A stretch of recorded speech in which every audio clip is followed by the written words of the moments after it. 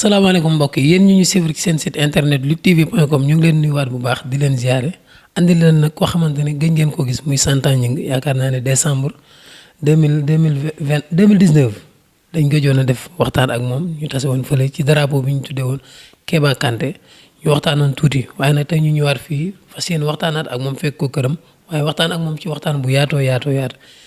Yoff dinañ waxtaan ak moom ci Yoff dinañ waxtaan ak moom ci Mbour waaye dinañ waxtaan ak moom tamit ci carrière boppam ak tolluwaayu làmb dañ koy nuyu bàyyi ko mu nuyu ñuy suivre luttetv.com yëpp moom moo ñu waxtaan ak nga xamante ne moom mooy Santa Gningue maa ngi lay nuyu di la ziar gaane. maa ngi lay ziar Lamine di la nuyu bu baax a baax di la dalal tamit di la wax dalal jàmm di dalal aussi sa collègue bi nga àndal di nuyu Sénégal yëpp bàyyiwuma kenn di nuyu aussi waa Yoff comme ni nga ko waxee léegi di nuyu waa Mbour. mais di nuyu suma mag Bombardier mi nga xam ne moom laay jiital ci lépp ndax lu Santa doon tey ci wàllu làmb rek yàlla ak Bombardier tax donc maa ngi koy nuyu di ko ñaanal yàlla defal ko jàmm mais di nuyu aussi fa may liggéeyee muy waa Rolls di nuyu suma patron ñu koy wax bopp nga xam ne tey yombal na suma lépp wax dëgg yàlla fu ma bëgg a dem du ma téye lu ma bëgg a def daf ma xam ne demal defi ji ko moom it aussi maa ngi koy nuyu di nuyu suma collègue yëpp ku ci mel ni Babou Ndiaye di suma frère ak Ibou Diallo xam nga ak sama collègue de travail yëpp mais di nuyu aussi sama xarit bii Iba Der à travers moom mooy nuyu waa Ndar yëpp nag nuyu waa Ndar maa ngi koy teg ci loxo Iba Der mii tey di nuyu aussi suma benn mag suma benn xarit aussi bu ñuy wax Papi Sagna ak xam nga suma doomu ndey Blende ñu koy wax Babou Ñancoo maa ngi nuyu Sénégal yëpp. macha allah yaa ngi nuyu Sénégal yëpp gën a la dindi masque bi waaw loolu am na solo Santa ci lan la nekk Santa gisatuñ ko muy feeñ lu bari. gëj nañ koo gis muy bëre Santa lan moo tax mu nëbbatu. waaw loolu moom damay ñëwaat ci li ma la waxoon rek Lamine xam nga àdduna day toll si jamono joo xam ne wax bu bari bi du am njariñ lool et je pense wax aussi mën na tuuti tekki lu bari wax nga ko waxoon nañ daaw décembre 2019 si drapeau bu ñu tuddee woon Kéba Kanté sama doomu ndey maa ngi koy nuyu de passage aussi moom dem rek ñu ngi déggante téléphone ñu waxoon ci li ñu waroon a wax. toogoon aussi tamit am lu ñu doon xaarandi parce que dañuy waxoon même ci suma wàllu làmb ma wax la ni carrément suma làmb li ci des bari na bàyyeeguma maa ngi toog di liggéey suma liggéey et jamono ji tollootuma si jamonoy wax si jamonoy jëf laa toll moo tax aussi kàddu gi dafa war a néew donc loolu rek moom moo taxoon ma nekk ci suma ruxu tamit di liggéey doon xaar aussi jëf jot pour moo mën a jëf pour moon woon Sénégal yëpp ne vraiment Santa mi fi nekkoon mi ngi fi ba léegi. di liggéey di entraîner boole làmb ji ak leneen. waaye effectivement xam nga nag man même bien avant làmb sax am na ci lu ma nekkoon yàlla dimbali na ma avant làmb dama daan liggéey booy seet sax liggéey boobu li ko yàq sama carrière professionnelle bi mu demee ba am doole amatuma jot benn bi ci la liggéey boobu xawoon yàqu ma jël ko tegoon ci ay loxo nit xam nga parce que entraînement yeeg dem fu ne xam nga siiw rek et puis boo amee tamit xam nga benn palmarès bi des fois xam nga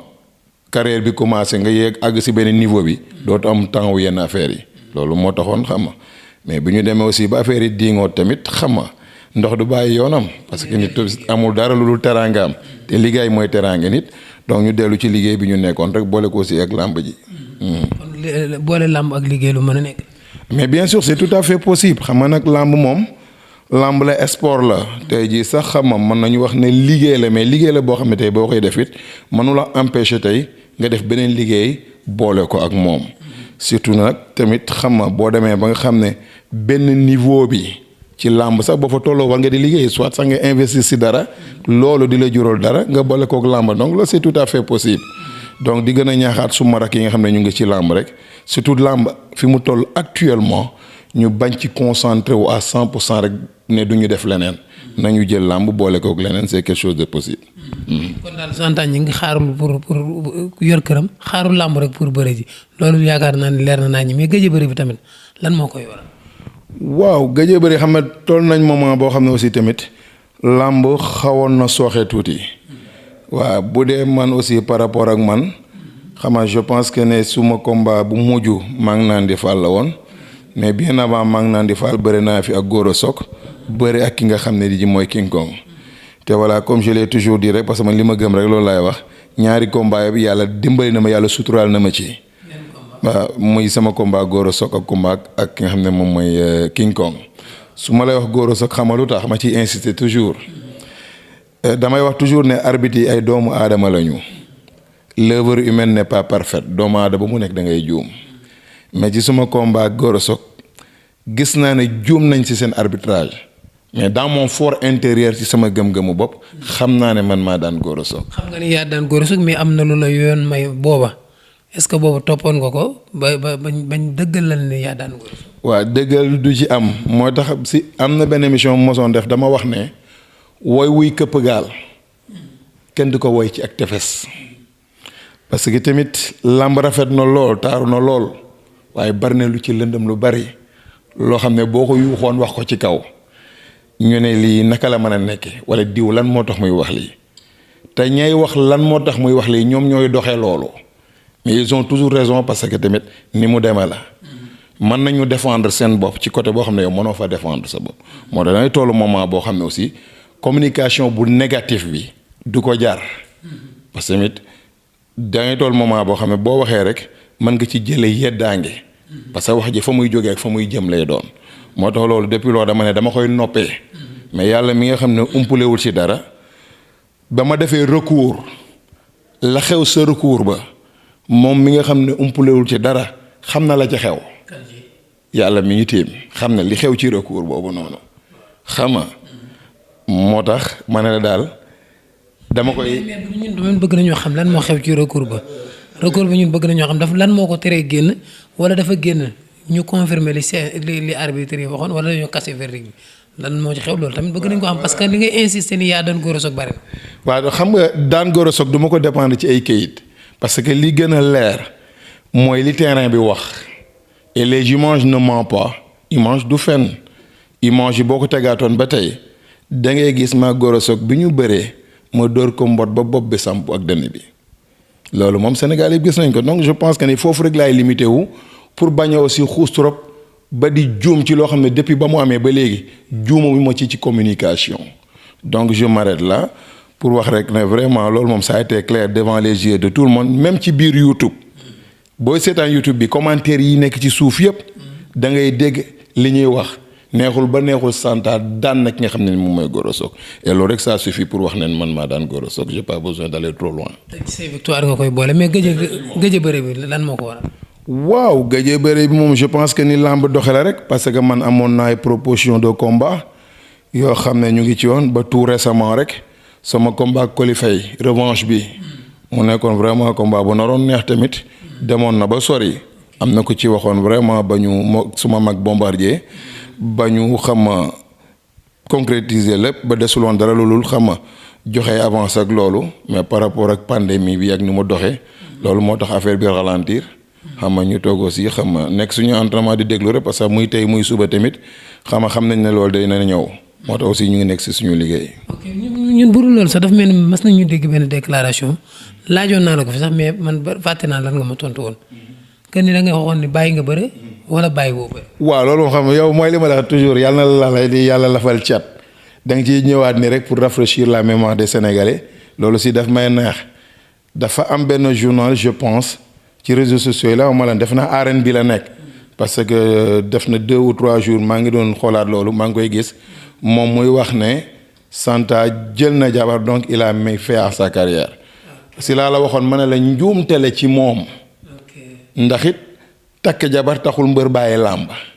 donc ma waxoon la ne ci moom erreur de communication la wala boog manque de professionnalisme mais lépp rek dañ koy tegaat ci matadik doomu aadama loolu laa waxoon ma ne du ma toppaat ci wax jooju mais ku ma dégg may wax wala nga gis la personne de Santa di nga xam ne kii ba léegi mu ngi ci biir làmb. booy bàyyi xel ay titres sax di nga xam ne loolu tamit waxin la rek. effectivement loolu laay wax parce que tamit titre la. tey man mën naa juum ci sama wax comme mën naa juum ci sama jëf. moo tax am na loo xam ne bu ko nit waxee jëmale ko ci man wala mu jëf ko jëmale ci man bu ma jàngatee tuuti j'essaie de me mettre à la place de la personne pour wax ne mën naa juum ci wax comme moom ni mu juume rek loolu laa waxoon ma ne wax jooju du ma ci topp lu ma koy jéggal la mais Santa mu ngi ci biir làmb ba léegi am na ñu ko doon béggee ci biir làmb ñu ngi koy béggee ba léegi te ñu ngi may xaar parce que je te l'avais dit la fois passée ma ne la man xaw ma lan laa defal Sénégalais yi xaw ma lan laa defal amateuru làmb yi mais bu ma ñëwee Dakar wala ma dem stade non ni may sentir sama bopp ci ñoom dafa ëpp ba nga xam ne bu ma jëloon décision damay bàyyi làmb sax te yàlla bu ma jël décision boobu noonu ñoom rek war nañ mën a tax ma des si ndax cofeel bi nga xam ne moom lañ may apporter. desu santaan ci làmb lan moo koy waral xaalis moo ko ciy bàyyi wala dafa bëgg am leneen lu mu prouver wala day bëgg a satisfaire amateur yi moo tax mu des ci làmb ba. non du doon xaalis xam nga xaalis moom nit mën na ko am sax te du bëree yàlla moom fu nekk lay def wërsëgu doomu aadama bi je pense tey bu doon xaalis kese ba ñuy dugg si làmb duñ ci dugg yàlla dimbali woon nañu si jamono jooju man bi may dugg si làmb soxla moon làmb Lamine billahi azim marieur laa nekkoon bokkoon naa ci marieur yi gënoon a mag ci Mbuur wax bu pour ne pas dire Sénégal xam nga yoroon sumay usines yu jën di leen liggéeyal doon gagné loo xam ne jamono jooju làmb mënuma ko woon jox wax naa la ko keroog sama début làmb dama daan fayeeku su ma caché ba pare reliquat bi dama na wax sama manager jël ko wala séddoo ko ak say moroomu manager parce que moom suma papa loon bàyyi baamar yàlla na ko yàlla rem fa mu tëdd sa Yoff Laayeen sama reliquat daaw ma ko jël def naa 3 ba 4 combats mosuma jël sama reliquat heure bu ma bëree pare maa ngi kañ jël leen ko parce que moment boobu maa ngi doon liggéey yàlla mu ma doon suturaal dama daan fayeeku 80 000 def 1 million ci sama làmb ci petit combat parce que yàlla suturaaloon na ma xam nga donc xaar ma woon làmb pour suturloo mais nag defoon naa ko parce que passion bi mu ngi fi bëgg la mais defoon naa ko je me répète encore parce que jéngu lu tax waxoon naa la ko dama ciy ñëwaat dama yaru Yoff màgg fa ba toll ni ma toll Yoff ci ay nettali mu nekk dëkku làmb loo xam ne ay champion yu mag dañ fa nekkoon ñu dem ba nga xam ne Yoff tàccootul mbëru jàmbur la ñuy tàccu maa ngi fàttaliku ay tafaage dañ fa doon ñëw di bëree ay ñoom booy jandeer ak ñeneen te heure bu ñëwoon boo déggee waa yuux rek ñoo tax ñu yuuxu en ce moment j'étais très jeune nekk élève man gars yi lii dafa war a jeex sama gars yi lan moo tax Yoff amul lu muy tàccul boppam loolu day tàccu ay mbëri jàmbur rek man loolu fii rek laa gis te fii dëkku làmb la lii dafa war a jeex donc dafa war a jeex boobu moo ma yóbbu ba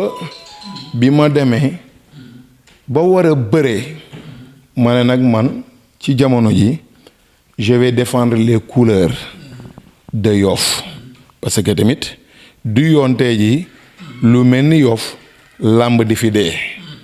sama benn xarit boo xam ne ndeysaan Abdoul Majib Samb moom a mag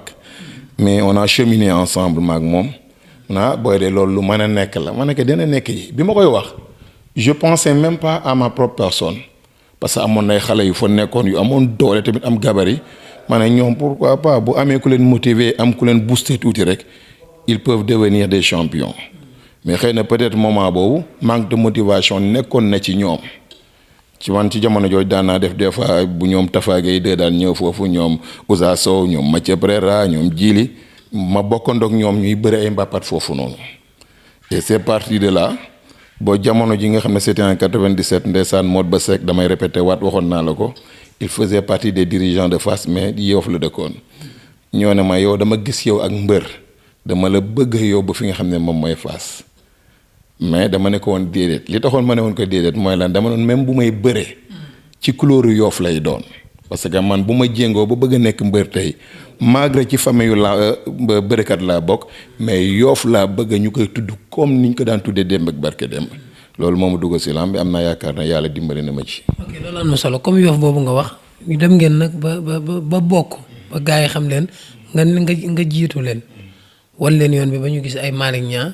gis nañ fi ay Modou Dia dumbul moom bàyyi na bëri sax fàq na comme ni ma koy tooñee waaw Malick Niang 2014 moom tamit la gëjoon a bëri ba léegi est-ce que loolu tamit du poussé du leen poussé yéen ngeen dem ba génnewaat seen loxo ci làmb maanaam bokkatoo leen daal. waaw yàlla nañ ci yàlla dimbali ba loolu du am ndax tamit bu amee damay wax ne peut-être combat bi ñu mënee pendant des années pour agsi fi ñu agsi tey échec la mujjee te warul nekk. yàlla dinañu ci dimbali Malick Niang nag vraiment mbiram daf ma métti lool ba si kanamu yàlla parce que c'est un frère suma rakk la on a vécu beaucoup de choses ensemble am na loo xam ne sax bëgguma di ci ñëw moom suma rakk la làmbam dama ci contribuer lu bari je peux te dire que ne làmb Malick Niang sama loxo bi la jaar maa jëkk jox ngemb Malick Niang sama rakk jooju ne ko takkal mbër nga war a doon jamono yooyu bi naan entraîné Yoff dafa doon nekk ak yeneeni moroomam mais je leur disais ma ne yéen du ngeen doon ay mbër mais kii dina doon ji dara parce que fu 4 heures jotee 3 heures ñëw na entraînement lal ngembam ci plage bi tëdd fa di xaar ñu ñëw te buñ ñëwee kenn du ko gën a tàq kenn du ko gën a sonn bi mu demee ba li am tamit dara bettu ma ci parce que c'était quelqu'un boo xam ne il était motivé par rapport ak li muy def moo tax situation actuelle daf ma métti lool ba si kanamu yàlla mais des fois aussi damay revenir en arrière pour xam ne rek nit ku nekk dafa am destin ci àddina te loo bëgg loo xarañ tamit fi la yàlla jaarale mënoo fexe ba doo fa jaar mais je pense qu'il doit se relever tamit waxoon naa ko néew ma làmb ji nañ ko jox moom li mu bëgg xëy na situation actuelle làmb ji laajul loolu mais nañ ko jox ay adversaire am moom it aussi tey mu un peu par rapport au cachet yooyu na yëpp mu xaw ko bàyyi ginnaaw jéem a raisonnable par rapport à lui-même xam ne làmb fi mu ne nii am na fu mu toll te c'est un grand champion la ko defoon champion mooy dafa ñëw fu dara nekkul mu def fa dara ñëw ñafe ba doon li mu doon te xam naa ne ba léegi il est capable de le faire parce que xale la am na jom am na fulla am na fayda am na fit te mën na bëre na reculer waat tuuti rek ñëw am ñu mu tàllal loxo jël leen demaat yoonam parce que xam naa ne bu ko defee dina demaat yoonam mais benn bi tamit mu Yoff comme je le dis toujours ñun amuñu lu ko ëpp ñoom it lu ñu wër fu ñu mën a dem mënuñoo am lu ëpp Malick Niang mënuñoo am lu ëpp Santa mënuñoo am lu ëpp Modja mënuñoo am lu ëpp Gine mënuñoo am lu ëpp Demba Thiaw kon nañu booloo doon benn say gunge xale yooyu man ma ànd ak ñoom ñu gunge leen parce que je vais jamais baisser les bras ñoom du ma leen mës a bàyyi ginnaaw parce que bu Yoff échecé man maa échec loolu laa jàpp parce que jàpp naa ne tey làmb Yoff Santa Gningue la. làmb Yoff Santa Gningue la mais est-ce que moom tamit bàyyi bi mu bàyyi écurie Ndakaaru ñëw ci Yoff est-ce que amul lu mu ko yàqal parce que benn combat la bëre bi mu fa jógee digganteem ak Sa Thiès daan ñu jox ko Ama Baldé mu daanu 6 ans mu toog 6 ans est-ce que tamit mënuñu jàpp ni moom amul staff parce que 6 ans nit bu ko toog bëriwuloo yaakaar naa ne amoo staff loolu lañ ko mën a waxee. non je pense pas xam nga staffu nit day yaatu xam nga des fois nga nekk si écurie sax fekk le staff ne est loin de l'écurie des fois écurie bi mu bële rek tey man y a de ces gens yoo xam ne encadré nañu ma ils se sont jamais affichés dans l'écurie Yoff c'était des gens qui étaient dans l'ombre ay nit ñoo xam ne kenn daaw leen gis de par leur conseil de par vraiment leur soutien que ça soit matériel ou financier te nekkuñu woon ci biir écurie Yoff xam nga donc li nga xam ne nii moom mooy encadrement dafa yaatu et je pense que il n'a jamais manqué d'encadrement xëy na peut-être nag àdduna day am ay obstacles am ci yoo xam ne nii peut-être il est la seule et l'unique personne bi nga xam ne moo mën a toog xam nga expliquer clairement durant ces 4 ans-là lan moo xew ci dundam ce qui s'est passé ba tax tey jii xam nga ni mu demee ko ci côté mais je pense que ne tamit xam nga ndogalal yàlla mu ngi ci biir parce que Malick Niang du yaafus jàmbaar la gaynde la il est vrai que bi mu ñëwee écurie Yoff dafa ñëw def fa li nga xam ne mooy combat am ak Sa Thiès daan Sa Thiès mais tey jii Ama Baldé mi ko daan. loolu laa déclaré ma ne tey Ama Baldé ku mën da daan amul xam nga daan na ko mais xëy na la mu dund ci combat boobu après xam nga ba tax mu jëloon un recul waxuma recul pour bàyyi pour se refaire defaraat boppam loolu moom rek moom moo ko xam parce que comme li ma wax sànq am na yoo xam ne yow rek yaa koy dund parce que aussi d'après les commentaires ak yenn détails je sais que ne Ama Baldé mën na daan ko dul Malick Niang mais jàpp na ne combat boobu y a de ces choses yoo xam ne am na ci biir yi nga xam ne vraiment lëndëmoon na ci côté am ba nga xam ne jural na ko benn déception bi nga xam ne il fallait que moom aussi mu recadrer waat boppam xoolaat fi muy teg tànk pour mën a demaat am ci loo xam ne aussi je pense que ne ci vie privée nit ki la bokk donc mënoo nettali sa nettali géntu jàmbur mais li ma ko bëgg a wax rek mooy que ne tey dina toll si àddina foo xam ne yow nit ki yow yaay wax ne man day xaw naa wàcc donc il faut que ma jéem a yéegaat comme tamit sama benn grand li may wax xama ne yenn jafe-jafe àddina mën na tax xam nga nit ki nasax mais nasax boobu noonu xam nga yow yaa koy bañ xam nga comme li ma rek il faut jamais se laisser abattre par une mauvaise période parce que ñun ñëpp ku ci nekk da nga koy dund